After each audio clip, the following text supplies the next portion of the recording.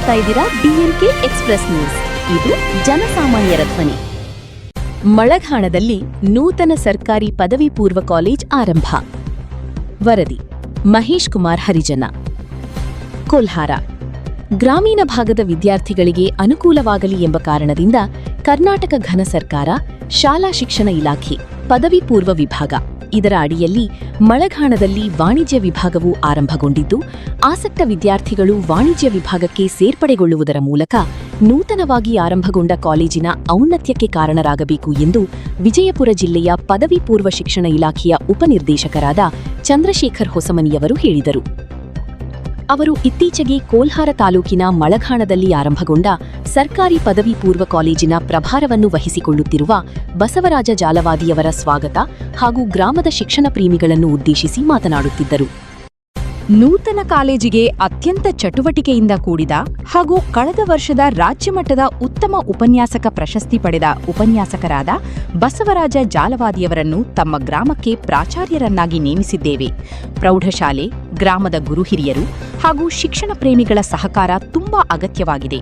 ಎಲ್ಲರೂ ಜೊತೆಜೊತೆಯಾಗಿ ಗ್ರಾಮದ ಶೈಕ್ಷಣಿಕ ಕ್ರಾಂತಿಗೆ ಕೈಜೋಡಿಸೋಣ ಎಂದರು. ಕಾಲೇಜಿ ಪ್ರಭಾರ ವಹಿಸಿಕೊಂಡ ಪ್ರಾಂಶುಪಾಲ ಬಸವರಾಜ ಜಾಲವಾದಿ ಮಾತನಾಡಿ, ಗ್ರಾಮದವರ ಪರಿಶ್ರಮ ಹಾಗೂ ಈ ಭಾಗದ ಶಾಸಕರ ಪ್ರಾಮಾಣಿಕ ಪ್ರಯತ್ನದಿಂದ ಮಲಘಾಣದಲ್ಲಿ ಸರಕಾರಿ ಪದವಿ ಪೂರ್ವ ಕಾಲೇಜು ಸ್ಥಾಪನೆಯಾಗಿ ಈಗಾಗಲೇ ಪ್ರವೇಶಗಳು ಆರಂಭಗೊಂಡಿವೆ.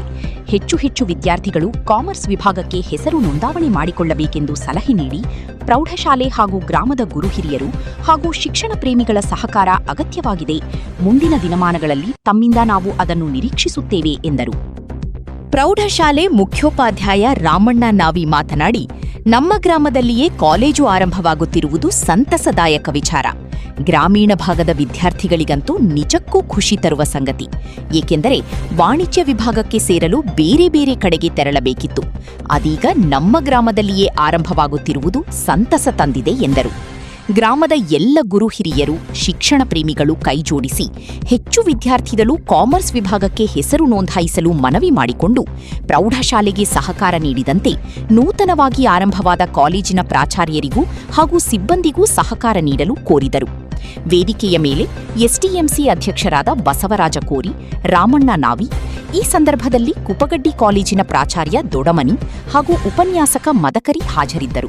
ಗ್ರಾಮದ ಪ್ರಮುಖರಾದ ಅಶೋಕ ನಿಂಗನೂರ್, ಸದಾನಂದ ನಿಂಗನೂರ್, ರಮೇಶ ನಿಂಗನೂರ್, ಶಿವಾನಂದ ಕಾಗಲ್, ರಮೇಶ ರಾಠೋಡ್ ಹಾಗೂ ಹಿರಿಯ ಶಿಕ್ಷಕರಾದ ಜಿಎಸ್ ಗಣಿಯವರ, ಕನ್ನಡ ಪಂಡಿತ ಎಸ್ಎಂ ಕರ್ನಾಳ್, ಶಾಲೆಯ ಎಸ್ಟಿಸಿ, ಎಸ್ಪಿ ಐನಾಪುರ್, ಜೆಬಿ ಮಠಪತಿ ಹಾಗೂ ಇನ್ನಿತರರು ಈ ಸಂದರ್ಭದಲ್ಲಿ ಹಾಜರಿದ್ದರು.